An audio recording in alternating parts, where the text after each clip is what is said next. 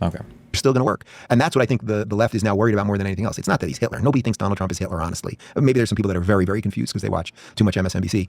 But what they're really afraid of is this guy's going to get in, and now he has the right people around him. He didn't have the right people around him last time. But now between RFK and Tulsi and Elon and Vivek, and the list goes on and on. I think Rubio's going to do a great job. Secretary of State. It's like they can really do things right now. And I think we're in for an incredible time in America. Why did nobody think to do this sooner? This is referring to the phenomenon of men getting more traction from women after getting into a relationship. Oh, thanks. I didn't realize that. That is a real thing, and it is a very true thing, for sure. But it's also very real and true that when women feel like you're less threatening, they'll be friendly with you more because they don't think you're always trying to f them. That's also true. Both of those things are very true. Okay, sorry. Between RFK and Tulsi and Elon and Vivek, and the list goes on and on. I think Rubio's going to do a great job. Secretary of State. It's like they can really do things right now. And I think we're in for an incredible time in America. Why did nobody think to do this sooner? Because we've all been talking about wasteful government spending. I mean, it's nothing new. You see like the toilets going up. Because all of these things are memes, because none of these things are real. When you say wasteful spending, like it doesn't mean anything. It doesn't mean anything. And I wish that people, when I asked Tom, Bill, you or whatever, I asked him, I was like, hold on, you think the federal debt should be zero? How much debt do you think a company should have, right? You would never say a company should have zero debt. That's a silly notion. And then it's like, okay, well, if you were trying to make big cuts in a company, like if private equity comes in and buys a company, or if ownership transfer happens, like how do you make cuts in that company? No company merger, no company acquisition, no company has ever bailed itself out of a financially ruinous situation by going in and cleaning up waste. No, you do it with massive restructuring, which oftentimes means massive cost cutting, which oftentimes means cutting a lot of employees, firing a lot of people, abolishing, parts of your operations, outsourcing other things. Like there's huge actual changes that you have to make. No company's ever been saved because somebody came in and is like, oh, we got rid of all the fraud and waste and now the company is completely profitable. Like it's just, what even is this story? Do I want to look this up? 1.7 million public toilet.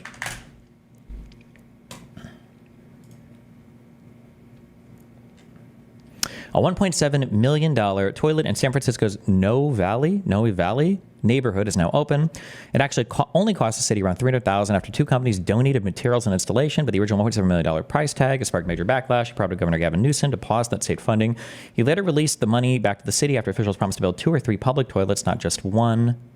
The project put a spotlight on how difficult and expensive it can be to build in the city. Mayor London Breed. Bro, you know you can change your name legally in the United States. Mayor London Breed is now proposing legislation that she claims, and it's a woman, Miss Breed. I'm sorry. Is now proposing legislation that she claims will save time and money on small public projects like the Noe Valley toilet. $1 million toilet in San Francisco's Noe Valley neighborhood is now... Come on, we couldn't cover it in at least silver, if not gold? Officially open. It actually cost about the city some $300,000 after 2 companies donated the materials and the installation. However, the original $1.7 million price tag sparked a lot of backlash and prompted the governor to pause the state funding for it. He later released the money back to the city after officials promised to build 2 or 3 public toilets, not just one expensive one. You kind of wonder how an item like this kind of budget could grow to this, because I mean it basically seems like a very basic toilet. Where did all the money go? Flush down the toilet? Don't know. The project put a spotlight on how difficult and expensive it can be to build in the city. If I had to guess, the majority of the money here went to probably went to like whatever code bullshit they have to clear to build in the clusterfuck that is San Francisco. Not like the like they said they donated materials and the cost of the project went from 1.7 million to 300K. Bullshit. I don't believe that. I don't believe that for a microsecond. There's got to be, shouldn't there be like a public filing available for the cost here? This isn't $1 million+ in materials. I bet that this is like what they were greenlit for the budget or something, and this is what they ended up spending.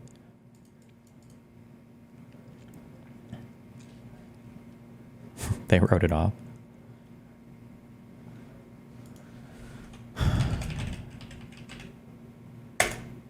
Oh my fucking God.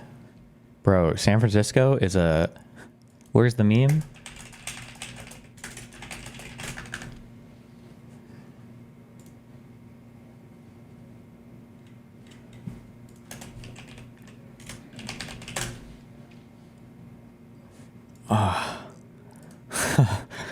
But keep in mind that you guys complain about you guys will complain about how expensive it is to build a toilet or whatever. But then you say well, the American dream, I don't want to live in a nasty, shitty apartment taking the subway or the bus with nasty, shitty smelling people. I want to have a house. Okay, well, here it is. Congratulations.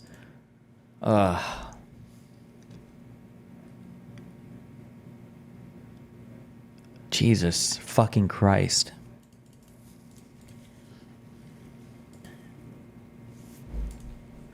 The contractors that bid for those jobs see it the same as you saw carpet cleaning for insurance payoffs.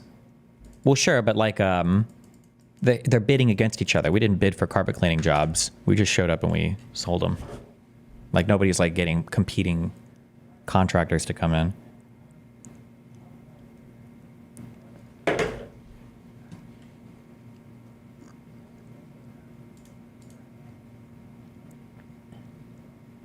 At the end of the day, this was a local project that likely had nothing to do with the federal government. Oh yeah, of course. Isn't San Francisco still one of the best walkable cities in the US? Who says that? Is that true? Maybe downtown, maybe? Can you explain what you just saw to a European? I mean, any downtown US city is going to be decently walkable. These are just all single-family homes. All of these things that you're seeing right here are single-family homes. That's what this is.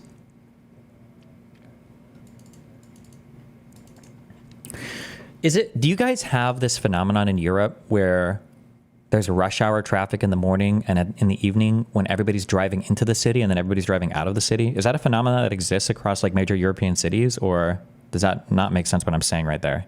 Yes, that is a thing? Okay, just making sure.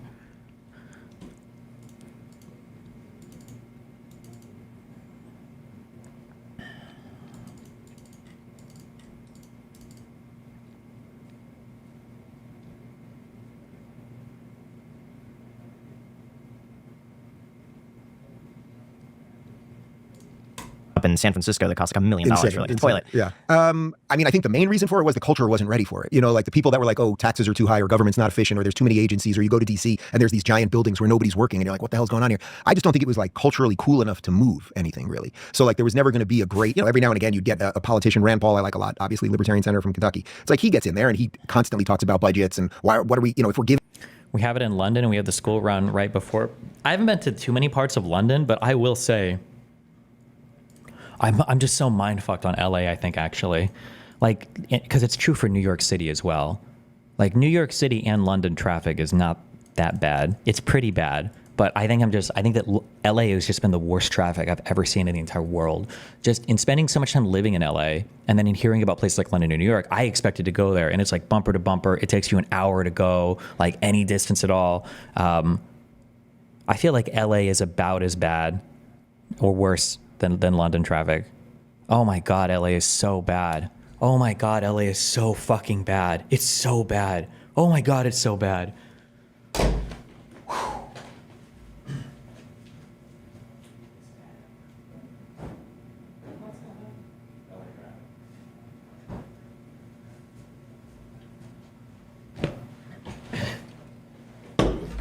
India and China have entered the chat. I'm only talking in the West.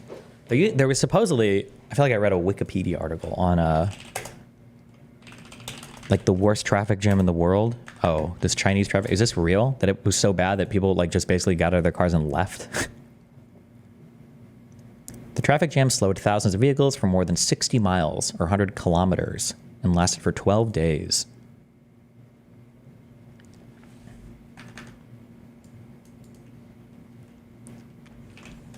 LA traffic isn't even that bad. Just don't drive during rush hour. Yeah, just don't drive between the hours of 5 a.m. and 2 a.m. and you're good. And of course that... Oh, wait, sorry. Somebody emailed me this clip. Giving money, obviously, Libertarian Senator from Kentucky. It's he buildings where nobody's working and you're what the hell's going on here? I just don't think it was culturally cool enough to move anything really. So there was never going to be a great, every now and again you'd get a politician, Rand Paul I like a lot, obviously Libertarian Senator from Kentucky. It's he gets in there and he constantly talks about budgets and what are we, if we're giving money to Ukraine, let's say, can we get a receipt? Basic stuff. And he gets no traction with any of that, but he's, I think, respected by let's say, smart people. I think they needed a cultural movement behind it. And I think largely what happened was once COVID hit and we saw just the absolute disastrous response across the board from the NIH and the CDC and the Department of Ed and just every department that you can think of, then suddenly there was... Disastrous response how? What was bad? What would you do differently? It's just never... Like in our personal lives, everybody knows this guy and you hate him. But for some reason, when things like abstract to politics, it becomes okay. Like everybody has that friend who just complains about fucking everything all the time. Do you want to go out to eat? Let's go to Applebee's. Oh, we always go there. Okay. I can drive. Oh, not in your car. Motherfucker, you don't even have a license. What do you guys want to do on Saturday? Oh, not this. Do you have any suggestions? Like, do you have any ideas? Do you want to say anything? Like, but when it comes to government, it's like, they don't work anywhere. They're all lazy. There's so much waste. All the worthless departments. It's all like, okay, what would you change, buddy? There was enough of like a wake up around people. And then it's also because... Also, yeah. Wait, what were all the... Hold on. The absolute disastrous response across the board from... Let's say we assume that disastrous response. Also, remember, okay? When the government does something bad under Trump, it's the government doing something bad. But when the government does something bad under Democrat, it's X's administration. Biden's administration fucked this up. Biden's administration ruined this. Biden's DOJ, Biden's FBI, Biden's EPA. But it wasn't Trump's Health and Human Services Department. Why wasn't it Trump's Department of Education? Why wasn't it Trump's government? They're his cabinet picks. They're his appointments. Why doesn't Trump... No, don't say his name. They never say his name at all. They never say his name, ever. Why? From the NIH and the CDC and the Department of Ed and just every department that you can think of. Then suddenly there was enough of like a wake up around people. And then it's also because of this. It's because of podcasts and people talking about things honestly in a way that they weren't seeing on media. There was a wake up. Yeah. And then Trump lost the election. Do we just like memory hole all of 2020? Like the American response to all of those failures was Trump losing the election, right? People. And then it's also because of this. It's because of podcasts and people talking about things honestly in a way that they weren't seeing on media. So there was just like a confluence of things, and I would say it was sort of perfect timing and then the right group of people, and that we're on the precipice of fixing it. Which, by the way,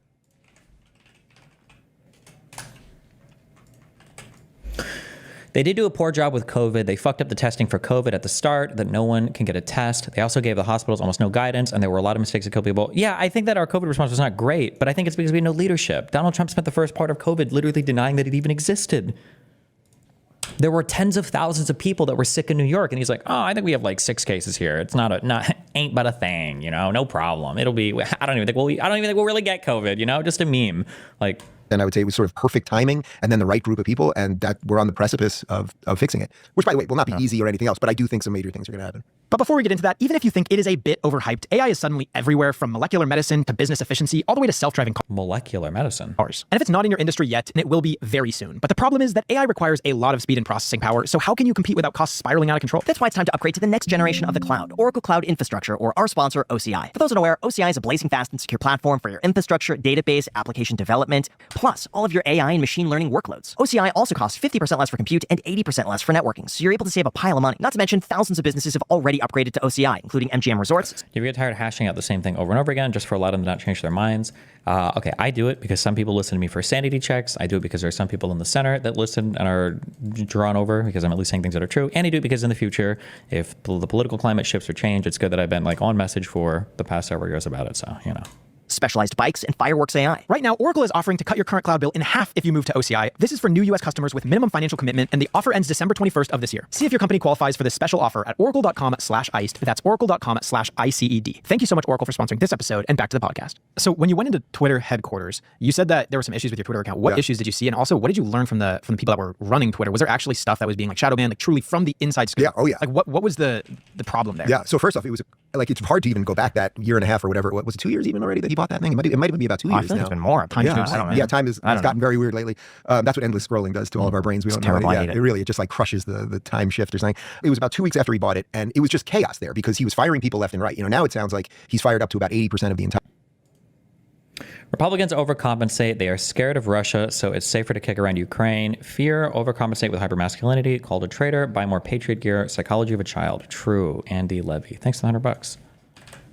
That's what endless scrolling does to all of our brains. We don't know. terrible. I Yeah, hate it. it really, it just like crushes the time shift or something. It was about 2 weeks after he bought it, and it was just chaos there because he was firing people left and right. You know, now it sounds like he's fired up to about 80% of the entire company. But remember, when he got in, he immediately fired a whole bunch of people. So it was huge offices there. I mean, their commissary is massive, and there was just nobody there. I'm talking about even the next day when I went back at normal office hours, not when I was there just at 1 a.m. He also felt that there were people there that were still moles, you know, because they were still dealing with, we knew that there were people that either were working with the CIA or the FBI, or somebody government related was in at Twitter. So he didn't know how many people were there. He didn't. What does that even mean, dude?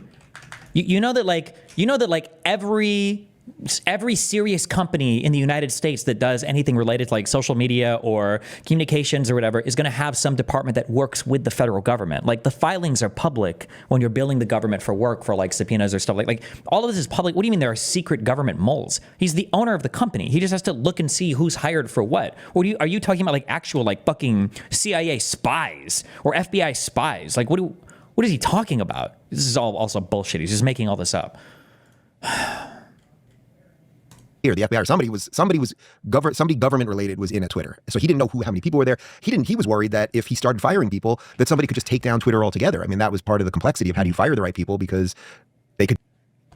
What does that mean? What, like a guy's gonna walk, there's like one server room for Twitter and American Psycho is gonna go in with an axe and start hacking apart the machines? What?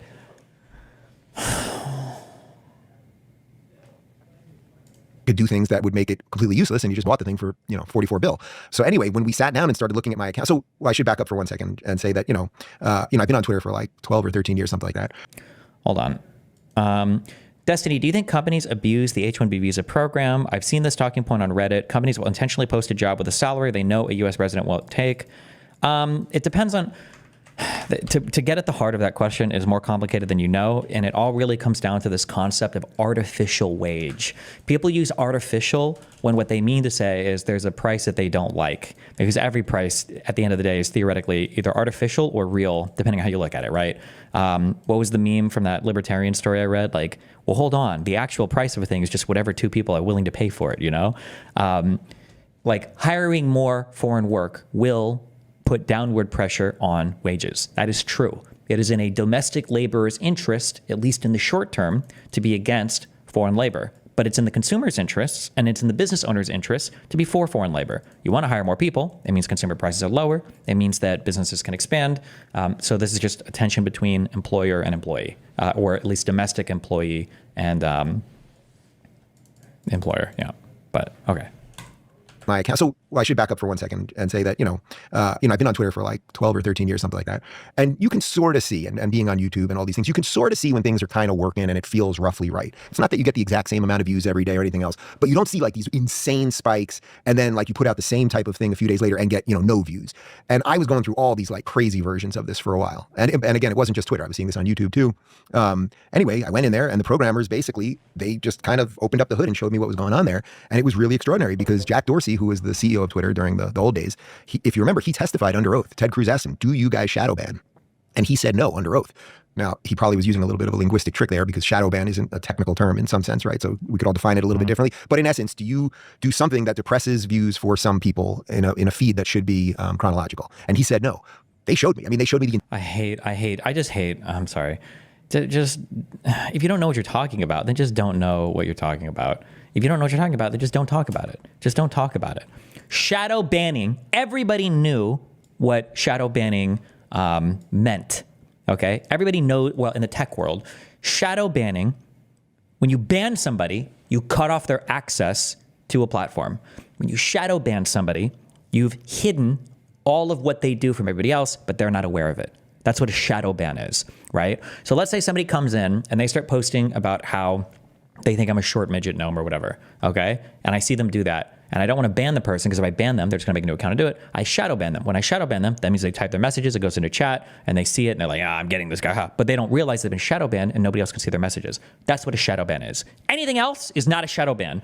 You can call it deprioritizing on an algorithm. You can call it deboosting. You can call it even hiding your shit. But like, it's literally definitionally, not only is it not a shadow ban, you're literally aware of the likes that you get on a post, and you can see when you're getting less likes, it's not even like fulfilling the purpose of a shadow ban. Suppressing your content is not a shadow ban. So if you don't... technical term in some sense. You're suppressing their engagement. Yeah, but that's not a shadow ban. right? So we could all define it a little bit differently. But in essence, do you do something that depresses views for some people in a feed that should be chronological? And he said no.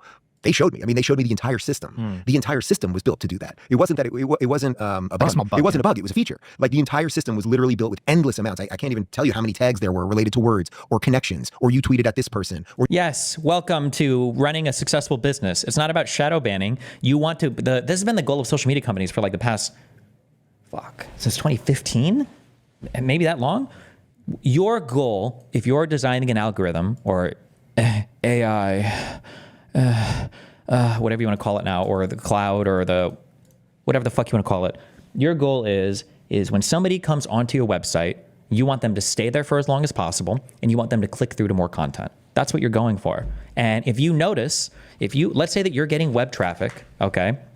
Let's say that you're getting web traffic, all right? You've got a website and you've got 2 links that people can click on. And let's say that you have 100 people click in, okay? And let's say 50 go to the top and 50 go to the bottom. And you notice that on the top, these 50 people that go in, let's say that 35 go through here, 15 go through here, or we say 10 go through here. You have an attrition rate of like 5 people drop off, okay? Let's say that for the people that click here, let's say that like 20 go here, maybe to like the same content, and like 5 go here, and you have an attrition rate like of 50%, right? Half these people fall off. You're gonna boost this content. Of course you are, because you know that for every viewer that comes in and is presented with this, you got a 50% chance of losing that person from the site. They're going to go click off and do something else. And then for people that come up here, oh, well, we're holding these people much longer. This is why we're going to boost this content. This is every single social media website on the internet. Instagram Reels, TikTok, YouTube videos, all of these things. You ever wonder why on YouTube, like subscribing to channels doesn't mean anything anymore? Because YouTube doesn't care if you're subscribed to a channel. What they want is they're going to put, if you go to your For You page, they're going to put whatever content in here they think that you're likely to click on and keep clicking through. That's what they put in here. This is the only thing that matters on YouTube anymore. Who you're subscribed to or notifications doesn't mean fuck all. The only thing that matters is what's put here, because this is what YouTube is algorithmically determined is going to keep you on the site longer and keep clicking through to more videos. There's nothing even malicious or whatever about this. Like, or you tweeted this topic on this day, like it was the craziest. I'm not a programmer also, so I'm sitting with programmers. And this is also why, by the way, now this is a more aggressive form of this, but this is why Elon deprioritizes every single tweet that has a link to it. Because if you link something on a tweet, then a person is more likely to click that link and leave the site, right? You want to keep viewers on your platform as much as possible. Right? So when you hear me, you know how you hear me say things like, God, why does Twitter do video? It's so dog shit. Oh, Twitter video, right? When I'm complaining about that, the reason why Twitter does video is like, well, hold on, Destiny, if we don't host video, then you're going to link a YouTube link in your tweet. And if you link a YouTube link, that means that people are going to click off that link and they're going to leave the site. We want to keep them on Twitter as much as possible. So we're just going to host the video ourselves, right? That's why they do that. At this person, or you tweeted this topic on this day, like it was the craziest. I'm not a programmer also, so I'm sitting with programmers. And so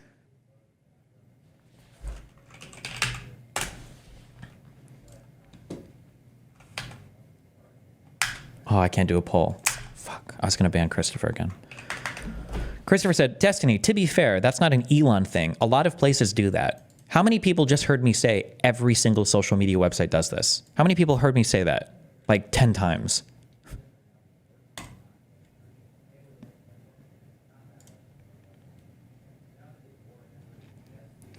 Twitter started doing absolutely insane ad manipulation by auto-scrolling to ads on mobile. It's genuinely disgusting. I hate websites that do that. You know, there's a big porn GIF hoster, Red GIFs or whatever. Anytime you have a thing on your phone that auto scrolls to the next thing and doesn't let you control the in between, that shit is the worst site design in the fucking world. Holy shit. Nothing makes me not want to use a site more than when you kind of scroll a little bit and then it auto yanks you to the thing. Oh my God.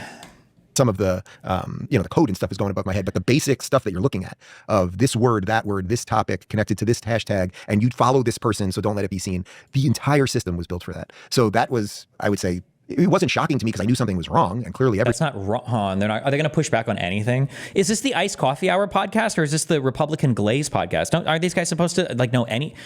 I shouldn't say anything mean. I'm so sorry. Fuck. I should message. I think Jag messaged me a bit ago to go on. Fuck. But I wasn't in Vegas. I just what are we doing here? Like, This is business 101. Like, this is, hello? Everyone that was paying attention knew something was wrong, but it was shocking in that the former CEO of Twitter testified that they don't do it. So No, he testified they don't shadow ban. What you just talked about is not having a chronological feed.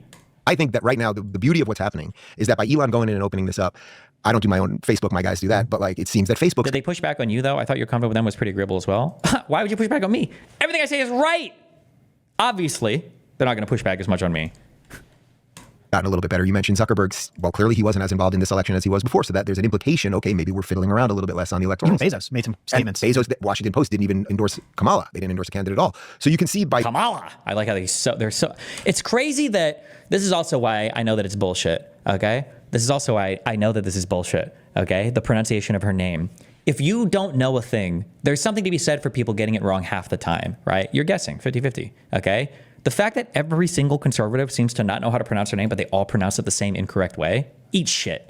Even Bezos made some statements. And Bezos, the Washington Post didn't even endorse Kamala. They didn't endorse a candidate at all. So you can see by, I think basically by Elon being brave, we needed somebody that was bigger than the me or Shapiro or even Rogan. We needed like huge forces. And Oh my God, he's getting there. He's not going to say it directly, but we need an authoritarian. This is where authoritarianism starts. Like, we can't do it. Like, we need a guy who's larger than life to come in and bail us out of it. We need this one guy to just fucking take the reins. We need that benevolent dictator to just come in and show us the light. That was bigger than the me or Shapiro or even Rogan. We needed like huge forces. And I think when Elon basically teamed up with Trump, that fully shifted something in the culture. And that has now led to... Why? You spanned this comment for like 2 days. Can you explain how expedited removal is legal for certain illegal immigrants? It seems like an unconstitutional way to bypass due process. Maybe I understand. I don't know anything about... I don't know the intricate like ins and outs of expedited removal for illegal immigrants. I don't know the process there. I don't know the laws there. I don't even know what laws govern people that are in this country that are non-citizens. I have no idea. I can't answer that question for you. Google it. I think when Elon basically teamed up with Trump, that fully shifted something in the culture, and that has now led to this incredible moment. No, it seems like, speaking of that, a lot of people are going towards deregulation at this point, and they're thinking that's going to be better for our economy, better for the average person. Where do you think that deregulation... We're not pushing back on any of that. We're just going to take it for granted that Twitter was just an evil, horrible company that was just kneecapping itself for years and years with these crazy false algorithms. This is the most anti-finance, this is like an economically and financially illiterate take. This is supposed to be an this is supposed to be a finance podcast, isn't it? The Iced Coffee Hour. It's supposed to be about finance, no? Something in the culture, and that has now led to this incredible moment. No, it seems like, speaking of that, a lot of people are going towards deregulation at this point, and they're thinking that's going to be better for our economy, better for the average person. Where do you think that deregulation could actually hurt people? I mean, I'm a big deregulation guy, so I would try to deregulate as much as possible. We were talking right before we started. I mean, both of us left LA. Like LA. Ooh, they asked a hard question. He pivots immediately. Will they bring him back to it? And they're thinking that's going to be better for our economy, better for the average person. Where do you think that deregulation could actually hurt people? I mean, I'm a big deregulation guy, so I would try to deregulate as much as possible. We were talking right before we started. I mean, both of us left LA. Like LA. Is he going to say like if we deregulate and get rid of the military? Do anything to start a new business or build a studio in your home or literally do landscaping outside of your house or anything. There's an obscene amount of regulations and rules and, all these things that you have to pay and all of this stuff. So where could deregulation hurt as it pertains to tech specifically? Or just the average person? For any industry. Like, what do you think is going to get? You can't think of a single regulation in the United States. You mentioned living in LA. How old are you? Do you know what LA looked like in the 90s?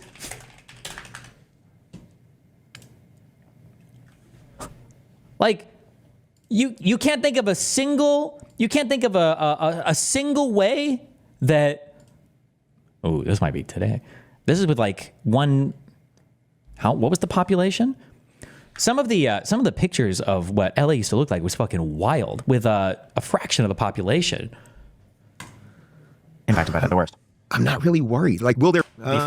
For any industry, like, what do you think is going to get? Like, this should be the end of the podcast. It should be, okay, well, we're going to keep asking you this question for an hour and 20 minutes, and we're going to try to think of a single regulation from government. None of them are good. Not a single one is good.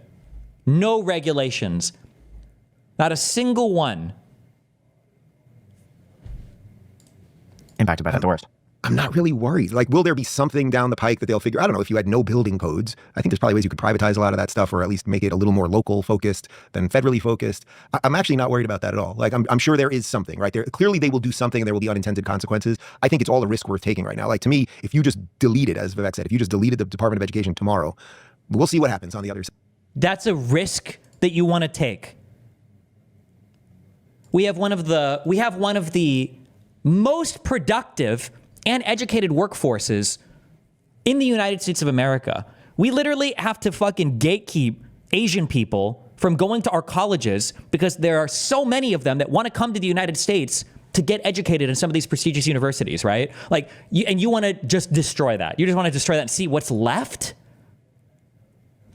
Like, why do you hate America so much? Why do you hate this fucking country so much? As much as people might make fun of us for some things, because America is definitely at the extremes. Like, we do have issues with uneducated people in the society, sure, but we also have some of the most prestigious educational institutions in the world. And we have those without the millennia or whatever the fuck, the centuries and centuries of prestige, right? That I'm sure in Europe, some of these are fucking 700 years old. I don't know how old some of the English universities are. And I actually think it's going to be a hell of a... Well, just put it back. yeah, I mean, you can, because it's a giant building and those people will need jobs. But you know what? It's not going to be. That's the thing. None of these agencies are doing what they set out to do. The EPA was basically set out to kind of keep an eye on companies that were dumping sewage into the water. But it basically became a law-writing agency. So these things have become way too big. They have way too much power. They can't write laws. And I think if you eliminated virtually all of them, I mean, their goal is to eliminate about 300 of them. But if you eliminated virtually all of them, then what would happen? Well, most policies would be kicked back to the states, which is exactly what the founders intended. That's... Anytime a conservative says anything about the founders, Jimmy Carter is he actually dead? Is this a reputable account? Rip on Jimmy Carter.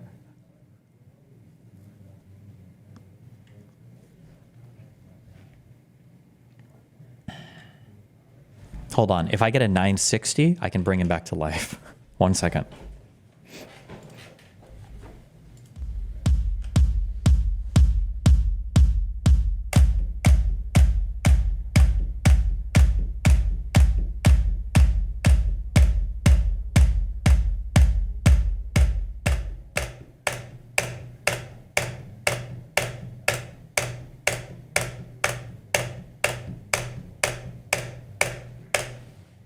Okay, he's dead.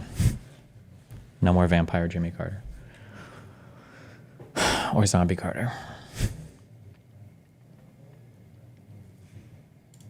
And I think that would happen. Well, most policies would be kicked back to the states, which is exactly what the founders intended. And how do you kick back to the states like regulation of a river that runs through multiple states?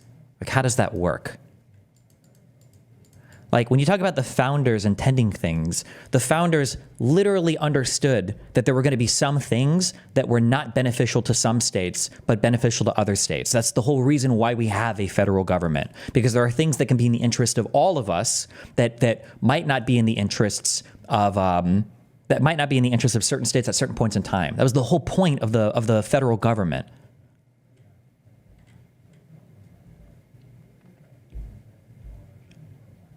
I think that for the most part, I live in Miami. I want most of the things that I have to deal with in my life to be dealt with in Miami, and then from there, Florida. And then the stuff that we all have to deal with, say the border, that should be dealt with the federal government. But the less agencies and middlemen, I mean, this is what Trump, he started the thing about the deep state 8 years ago. Nobody really talked about that. We didn't really realize, boy, there's this thing in DC that just exists. It just exists, this middle management, bureaucratic nonsense. And finally, people are seeing it. So I think, I'm telling you, they're going to do a lot. It is going to be like Malay in Argentina, and it's going to happen very quickly. What do you think the role of the government should be? Not much. I would say the founders basically got it completely right. That everything should be dealt with at the state and local level, and then the federal government should have a couple things that they're supposed to do. So that would be border, make sure the states aren't warring with each other, interstate commerce, couple things like that, foreign policy, which back then was way less of a big issue as it is now. The government shouldn't do much, and especially as technology innovates and as AI comes around, like there's just going to be more and more ability for you to live the way you want without governmental interference. What AI is going to fix environmental regulations? does the government do particularly well? Not much. And I say that as someone that lives in Florida with a highly competent government. So, for example, 2 years ago we had Hurricane Ian, basically a Category 5 that hit Southwest Florida, demolished Fort Myers, Sanibel, Captiva, some of the barrier islands there. Immediately after the hurricane, everybody on the news was saying to rebuild the Sanibel Causeway, which is about 4 miles, was going to take 3 years. That's what everybody was saying. DeSantis basically had it rebuilt in a month. 4 miles, some of the barrier islands there. 5 that hit Southwest Florida, demolished Fort Myers, Sanibel, Captiva, some of the barrier islands there. How much federal aid did Biden approve?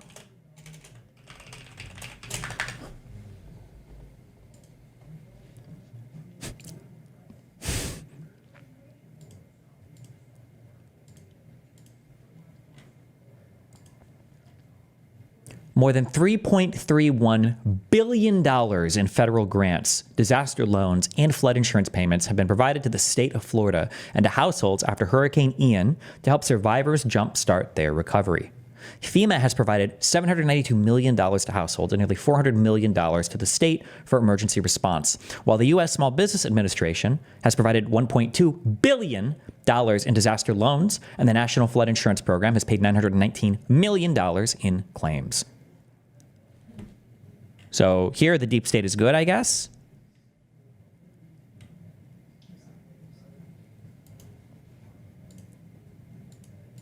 Immediately after the hurricane, everybody on the news was saying to rebuild the Sanibel Causeway, which is about 4 miles, was going to take 3 years. That's what everybody was saying. DeSantis basically had it rebuilt in a month because he brought in the right people. He cut regulation. I actually met one of the contractors at DeSantis's re-election night. A guy came up to me and said that he was one of the contractors that worked on it. And he said, Dave, I just want to tell you this, that this guy, he basically brought all the best contractors down. He took everybody to the bridge and basically said, what do we need to do? We gave him our recommendations and he started making it happen the next day. That's proper competent governance. We're just so not used to that. Did this even happen? Is this even a real story? Is DeSantis like a fucking expert bridge builder engineer guy? Like, he's making it sound like DeSantis was like on the ground with his fucking yellow construction vest on. Is there pictures of this, or? Used to what you fled in California, an ever-growing state that taxes endlessly and punishes people for success. And then it's like, how is it that I have nice, clean roads in Florida? How is it that we don't have homeless people? We don't have no homeless people, but why do things work with no income tax in Florida? And why does Cali tax the high hell out of you and have much worse services and much worse infrastructure and a whole series of other problems? So I would say as little as the government can do is what I wanted to do. What about leaving it to the private sector? I would leave as much as possible to the private sector. I mean, this is where, okay, so should there be some regulations around environment, let's say, because you don't want every company dumping sewage into the river? That's like the base one that most people would ask about. Yeah, I think you can have some basic regulations around that. But sewage into the atmosphere is okay, right? I like how they always bring up like the sewage into the river, and that's the only thing, right? Wait, or no, yeah. But most things, I see the thing is capitalism, the beauty of capitalism is that someone's always trying to make a better mousetrap. So if you're a company that it is exposed to be doing horrible things, and this is also the beauty of the internet, by the way, because now we can expose things a lot quicker because we all have phones and we all have cameras and all these things. It's like if you're...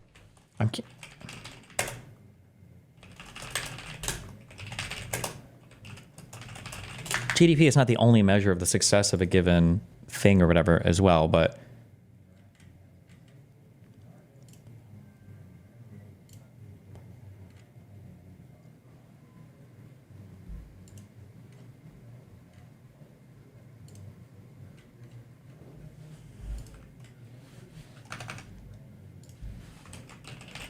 like when you talk about like California is taxed to high hell and they're fucking destroyed for it.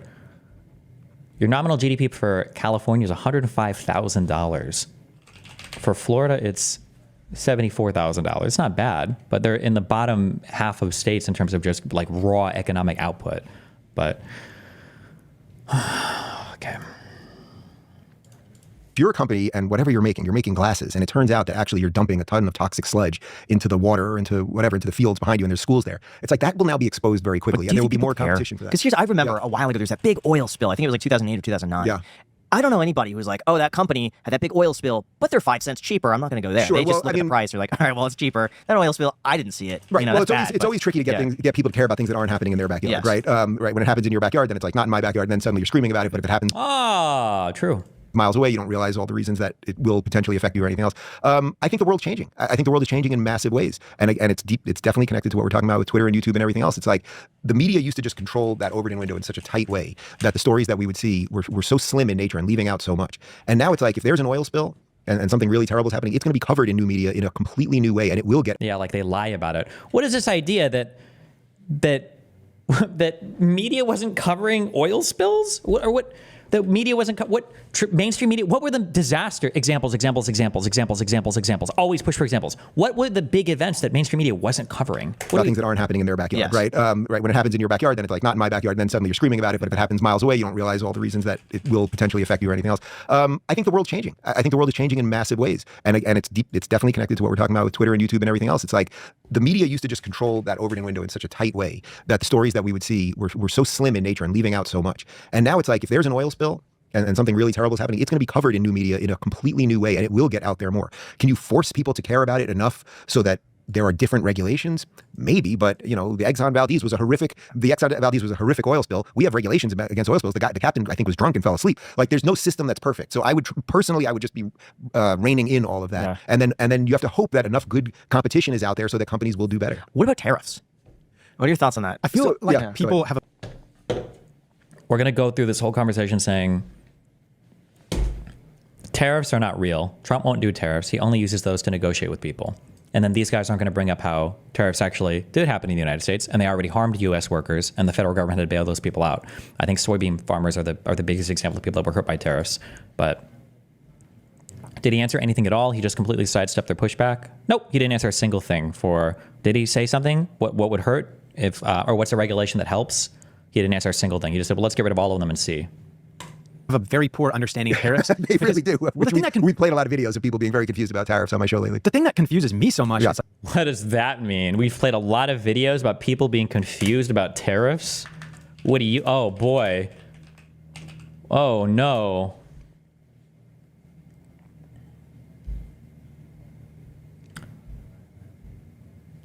Tariff trade policy. Wait, let me just watch this 3-minute. So of course they're going to come down. Of course, this is just negotiating. The incoming Commerce Secretary is Howard Lutnick. Howard Lutnick was the former, I think he is he still the CEO of Cantor Fitzgerald? He is still the CEO of Cantor Fitzgerald. Cantor Fitzgerald, if you don't know his story, they were the company that had a couple of the top floors at the World Trade Center during 9/11, and I think he lost over 2,000 employees. I mean, it's just absolutely insane what happened to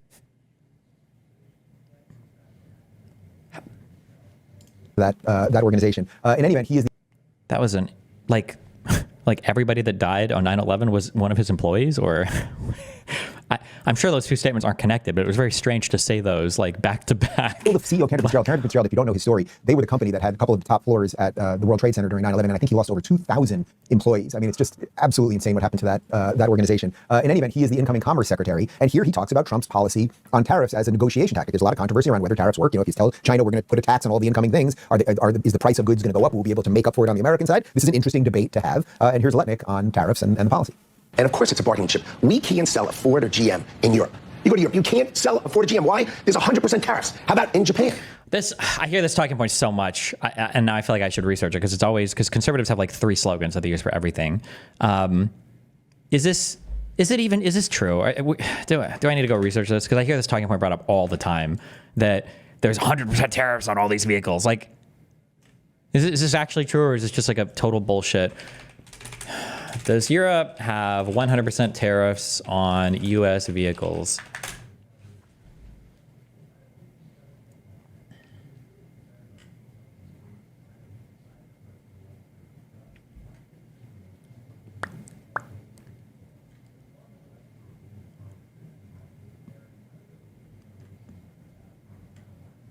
Somebody find this. You have it, okay.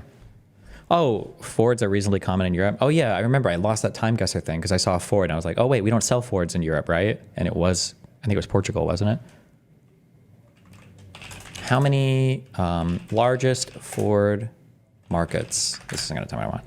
You look up the new lead and copper rule the EPA is putting out for cities to replace service lines. Pretty sure people en masse don't want lead in their water supply. Okay.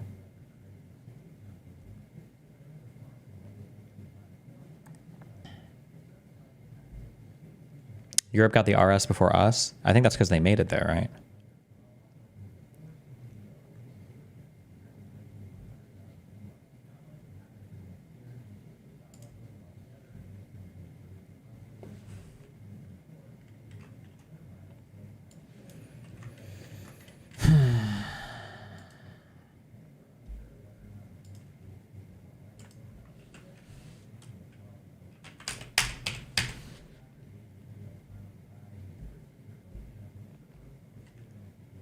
This for exports.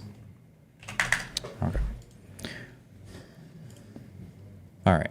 100% tariffs. So do you think if we said, we're going to tariff you the way you tariff us, do you think they're going to allow Mercedes and all these Japanese companies and Porsches and BMWs to all of a sudden have 100% tariffs in America? Of course not. They're going to come and negotiate, and their tariffs are going to come down. And finally, Ford and General Motors are going to be able to sell in these places. How's that sound? Of course. Why didn't Trump do that in the 4 years when he was president? Why didn't he do that when he was president then? Why didn't that happen already? What's going to change this time? And what's the excuse going to be when it doesn't happen? Going to come down. Of course, this is just negotiating.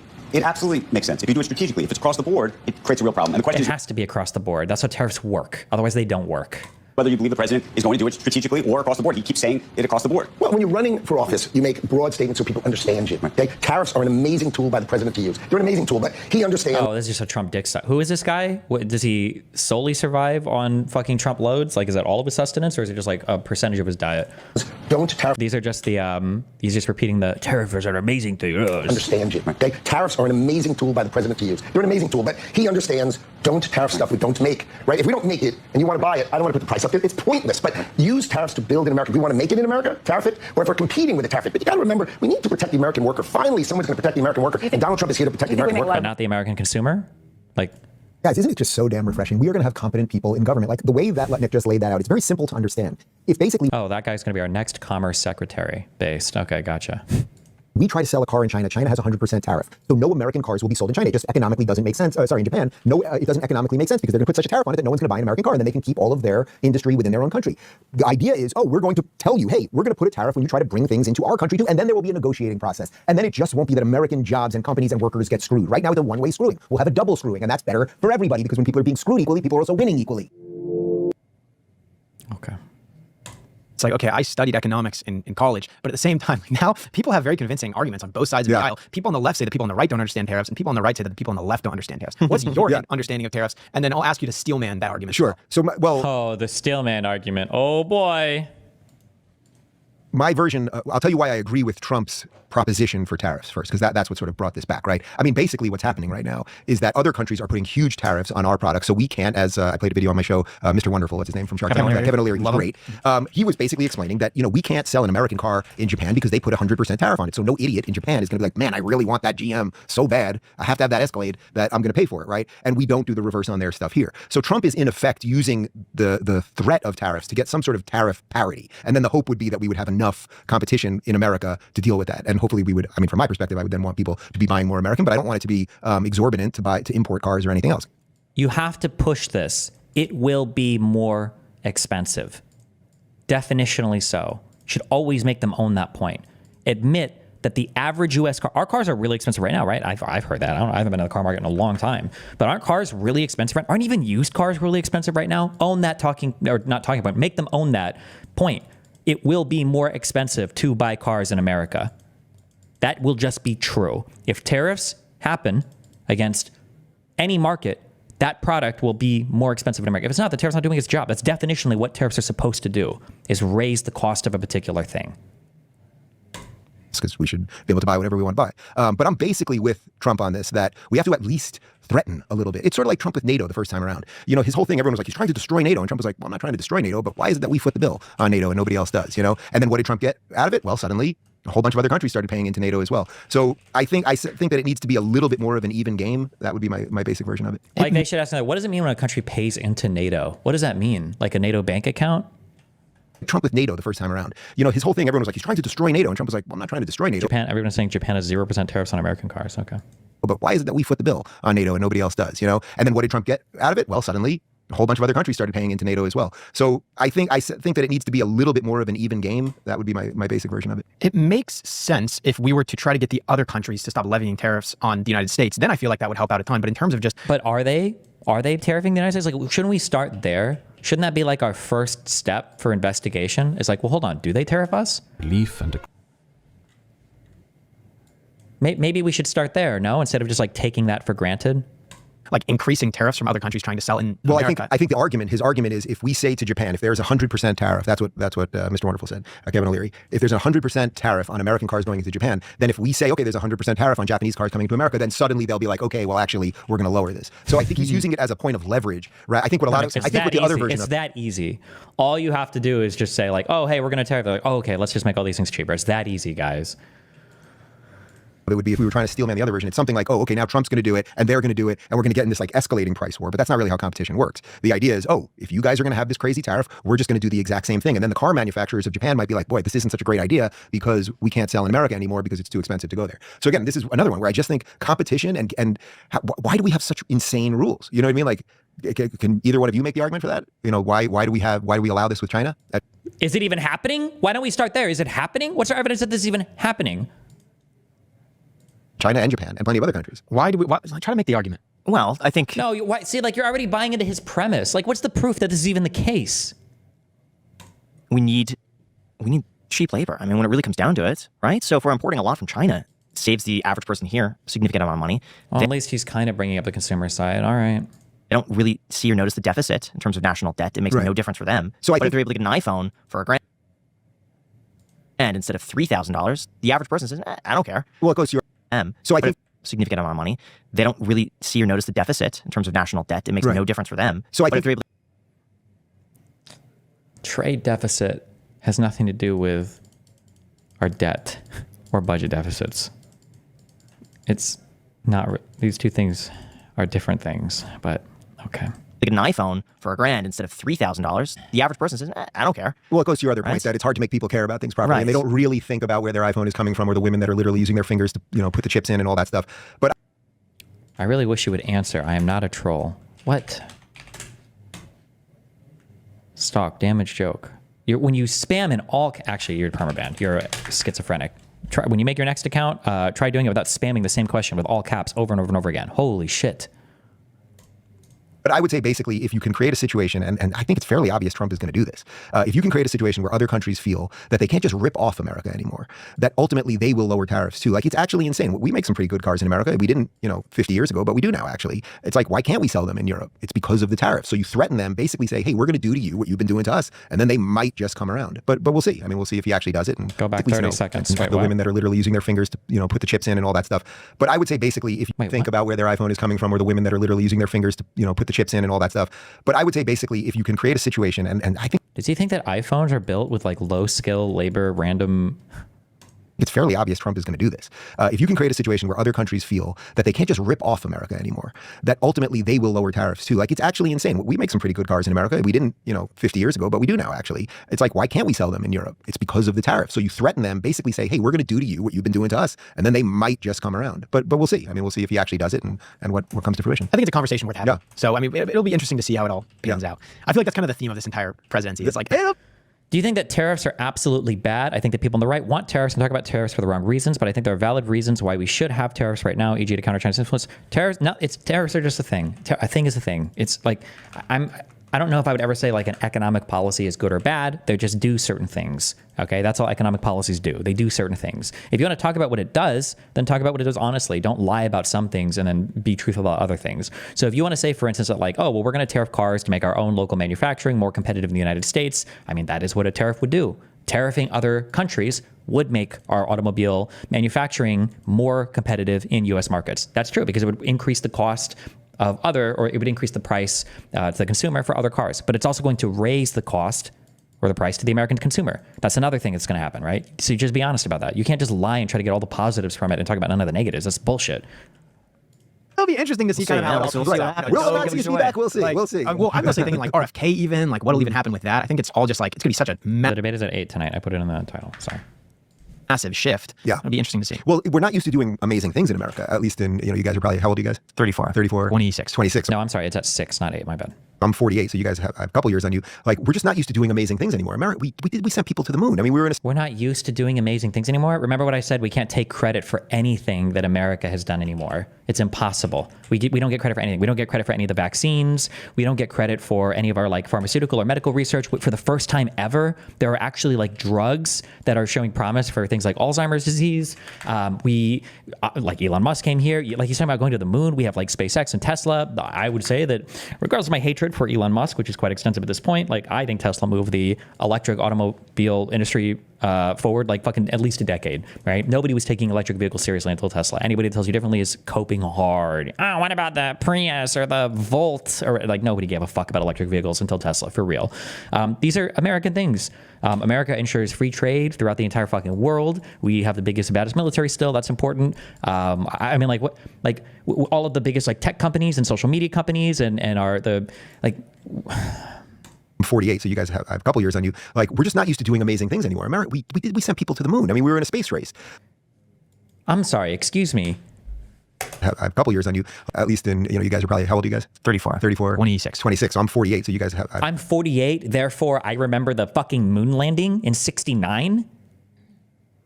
What is that? What? A couple years on you. Like, we're just not used to doing amazing things anymore. America, we sent people to the moon. I mean, we were in a space race. Like, we used to do incredible things. Elon is actually doing incredible things, but as a nation, we haven't been doing incredible things anymore. We've done a lot of unimpressive things, I would say. And if you look at a lot of our architecture and our infrastructure, and we've stopped dreaming in a lot of ways. So it seems Infrastructure? Isn't that government spending? What are you talking about? Are these the things that we need more of? to me that Trump now represents a restoration of the American dream. That it's like, we're going to get government off your back. We're going to look in and be like, well, what did happen during COVID? And why did we inject all these kids with this stuff? And why did we force doctors out of work if they didn't want to be injected with it? And why did we think we could lock people in their home? And how did these agencies get so powerful? And why did nobody get fired? Like, we're actually going to look under the hood, to use a reference I used before with Twitter. We're going to look under the hood and be like, wow, we have been wasting insane amount of money. We have been doing these crazy military adventures overseas without really understanding why or explaining it to the American people. And I think all of that, I think when people see a little bit more of how screwy things were, and then they start realizing, boy, it didn't have to be this way, I think it will get more people more and more involved. I also think they're going to decentralize a bit of the DC power and move some of the agencies out. And I think when you do that, you know, it's like, why is the Department of Agriculture in DC? I don't know, maybe it should be in Iowa. Like, once you actually do that. Does Iowa have more agricultural output than California? Or do you just really hate California? Agriculture sectors, or agricultural output by state, USA, absolute value? What? Oh, Iowa's number 2 at least. I guess Iowa and Nebraska are close, but Texas and California are close. 30 bit. What the fuck grows in Texas? I thought Texas was a boring ass desert. What are they making down there?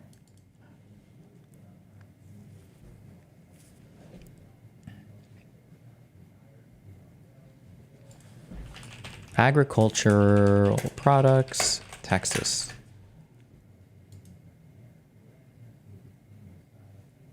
Oh, does agriculture also just by default include animal agriculture? Vegetables, citrus, corn, wheat, peanuts, pecans, sorghum,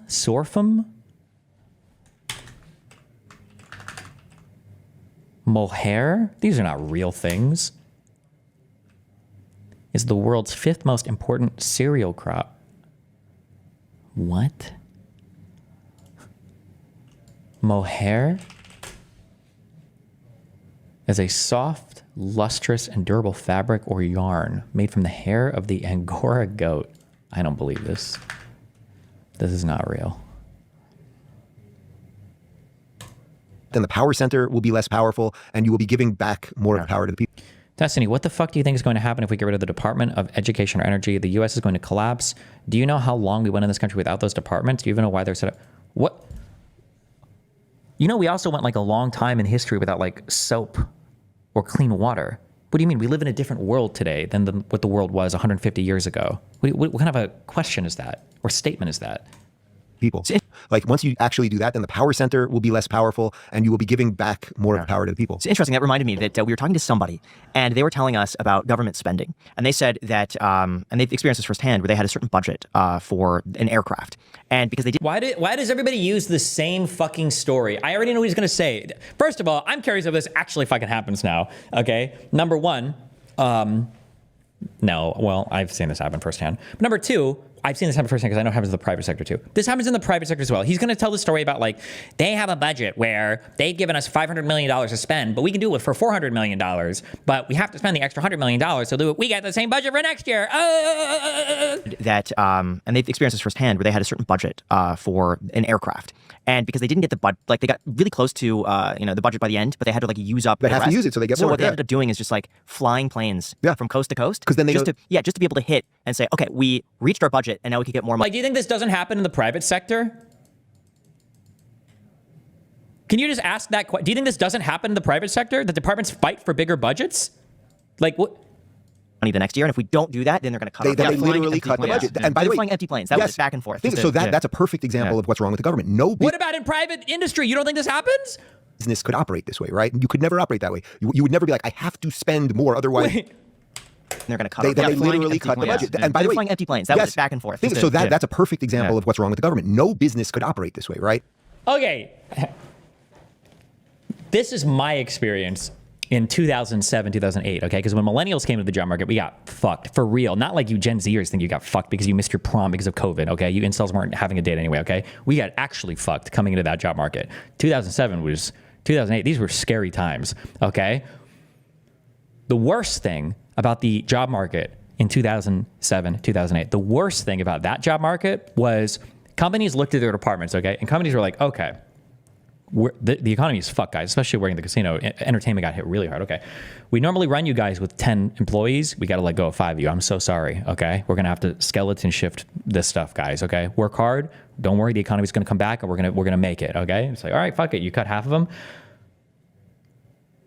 The years go on. Okay. 2008, 2009. Okay. Economy's rebounding a bit. Management's looking at those 5 people and they're like, you know what?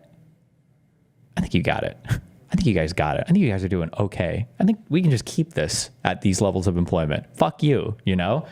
And then I feel like on the flip side, the incentive this creates on the department is like, okay, could I run my shift with 1 employee? Yeah, but I'm scheduling 2 or 3 because I know that if I show my management that I can run this shift with just me or just 1 employee, they're going to make me run it with 1 employee. Fuck that and fuck you, right? And I feel like there's always this tension between departments where it's like, I'm not going to fucking skeleton. You're not giving me the extra money. Why would I work 10 times harder for the same fucking pay? I'm either salaried or hourly. I'm not getting paid fucking commission here, right? This tension exists all the time between fighting for budgets and departments and trying to ensure that you've got the most amount of money available to you. This happens in government and it happens in the private sector. The idea that this doesn't happen, a business would never do this. A business would never, ever, give me a break. Come the fuck on.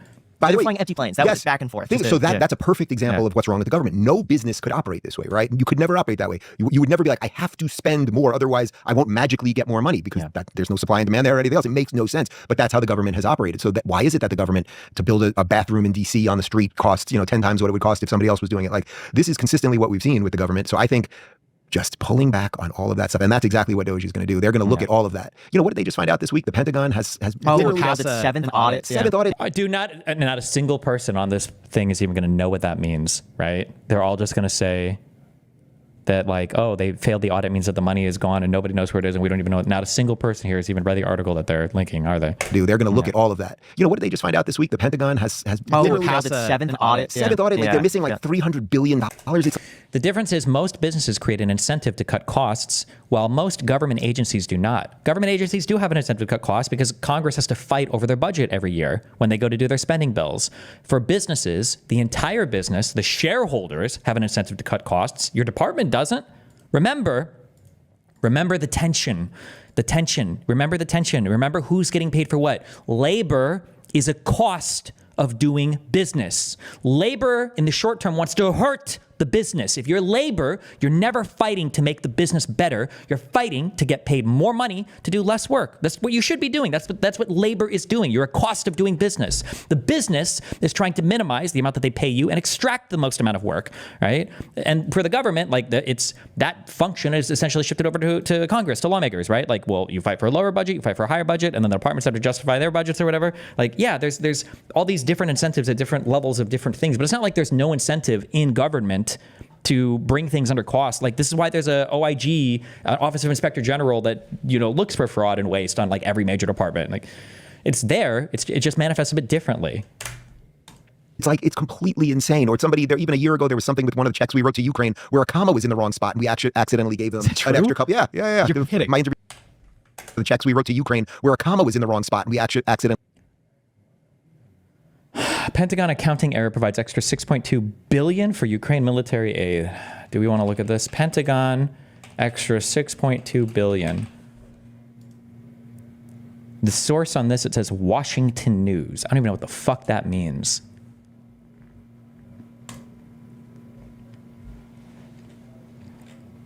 Pentagon said Tuesday that it overestimated the value of the weapons it has sent to Ukraine by $6.2 billion over the past 2 years, about double early estimates, resulting in a surplus that will be used for future security packages. It overestimated the value of the weapons. Wait, doesn't this mean that they thought that they'd sent more than we actually did? So we actually sent less? Or am I... Also, this isn't in monetary aid. This was in weapons sent. Pentagon spokeswoman Sabrina Singh said a detailed review of the accounting error found that the military services used replacement costs rather than the book value. Oh, I remember hearing about this. Replacement costs rather than the book value of equipment that was pulled from Pentagon stocks and sent to Ukraine. She said final calculations show that there was an error of $3.6 billion in the current fiscal year and $2.6 billion in the 2022 fiscal year, which ended last September 30th. As a result, the department now has additional money in its coffers to use to support Ukraine as it pursues its counteroffensive against Russia. And it comes as the fiscal year is wrapping up and congressional funding was beginning to dwindle. So that... Pentagon has literally past the seventh audit. Seventh audit, like they're missing like $300 billion. It's like, it's completely insane. Or somebody there, even a year ago, there was something with one of the checks we wrote to Ukraine where a comma was in the wrong spot and we actually accidentally gave them. Like, just think about also how naive, even business, how naive are you that you think that's how, what do you think Biden just signs a check and he writes a number on a check and then it just goes to like into the Bank of Ukraine?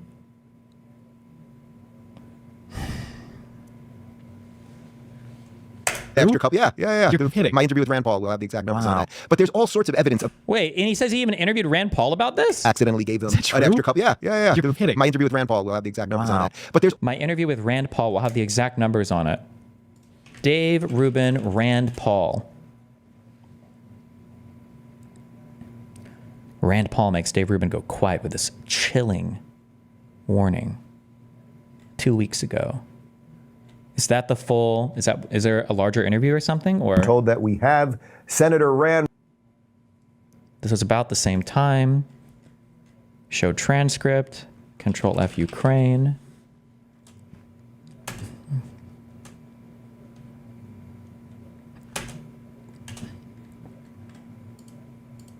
Okay, we'll listen to the first 2 minutes of this. I'm curious. Told that we have Senator Rand Paul.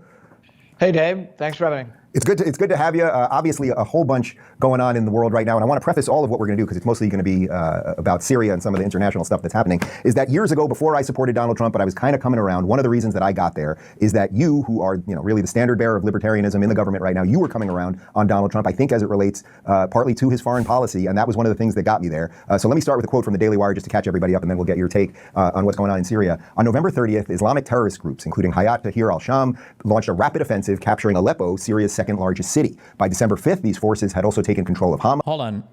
Wait. I'm so confused right now. This is December 10th. I thought the Tenet media stuff is already broken and the Russian money is dried up. Why is he still doing propaganda for Russia? Can somebody explain this? The country's fourth largest city. The swift territorial losses prompted the Assad regime to seek support from allies. Iran pledged assistance to the Syrian government following the fall of Aleppo. By December 7th, rebel forces had entered Damascus, leading to the collapse of the Assad regime. President Bashar al-Assad fled to Moscow, where he was granted asylum. President-elect Donald Trump responded to the downfall of Syrian President Bashar al-Assad's regime on Sunday, suggesting that Russia lost a key ally in the Middle East because of its war in Ukraine. Russia and Iran are in a weakened state right now, one because of Ukraine and a bad economy, the other because of Israel and its fighting success, he continued. Likewise, Ukraine President Zelensky and Ukraine would like to make a deal and stop the madness. They have ridiculously lost 400,000 soldiers and many more civilians. Would like to make a deal and stop the madness. They have ridiculously lost 400,000 soldiers and many more civilians. There should be an immediate ceasefire and negotiations should begin. Too many lives are being so needlessly wasted, too many families destroyed, and if it keeps going, it can turn into something much bigger and far worse. I know Vladimir Zelensky well. This is the time to act. China can help it, and if it keeps an immediate deal and stop the success, he continued. Likewise, Ukraine President Zelensky and and if it keeps going, it can turn into something much bigger and far worse. I know Vladimir Zelensky well. This is the time to act. China can help. The world is waiting, Trump said. Syria is a mess, but it is our friend, and the United States should have nothing to do with it, Trump said in a post on X. This is not our fight. Let it play out. Do not get involved. And you know what? We'll just come back to you right here. I don't need to read anymore. Senator, I get involved. And you know what? We'll just come back to you right here. I don't need to read anymore. Senator, I sense you agree with the sentiment there that we are in way too deep in too many of these conflicts. We have no idea where the money's going all over the place. And that as it pertains to Syria particularly, we don't. Way too deep in too many of these conflicts? I'm sorry, which ones? Which conflict is America deep into right now besides our assistance to Ukraine? What? I know we still send Israel packages. I guess those two. How many? What is too many of those conflicts? What? How many wars do you think is going on right now? What? We don't even know who the good guys are to some extent. Yeah, I couldn't agree I couldn't agree with President Trump more. I think that this is not our fight. I think it's a crazy notion to even have 900 U.S. troops there. We have them scattered in a half dozen locations. There's barely more than 100 soldiers in one location. I think they're more of a target than they are deterrents. I think they're a tripwire. I think they could get us more heavily involved in a very messy situation where it's unclear who the good guys are. The people who've taken over the government were recently called al-Nusra, and before that they were called al-Qaeda. So these were people who... I can't watch any more of this. If you don't know anything about foreign policy, just don't talk about foreign policy. I mean, you're a libertarian, so you already don't know anything about foreign policy. But like, just like if you think that the entirety of, like in Syria, like, oh, all of those people, they used to be al-Qaeda, and then all of those people used to be al-Nusra, and all of those people used to be, bro, the Syrian civil war has never been that simple. I don't know if any of the conflict in the Middle East has ever been that simple, but okay. I'm good on this.